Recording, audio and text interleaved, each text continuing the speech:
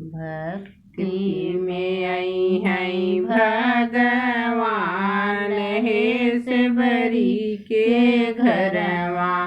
भक्ति में आई है भगवान हे सबरी के घरवा। पूसकई चटैया से बरी झारी के बिछावहु रामा। हे झारी के बिछावहु रामा। आसना लगई है लक्ष्मण राम हे सबरी के घरवा। आसना लगई है लक्ष्मण राम हे सबरी के घरवा। भक्ति में आई है भगवान हे सबरी के घरवा।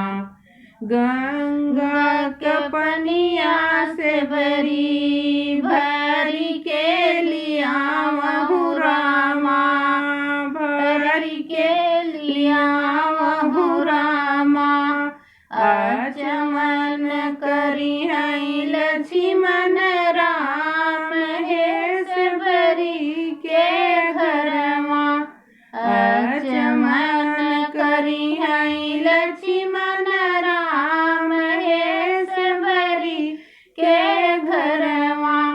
भक्ति में आई है भगवान हे सबरी के घरवा।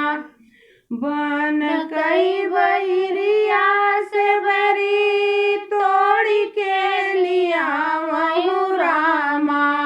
चखी के लियावहु रामा। भोगवा लगई है भगवान हे सबरी के घरवा।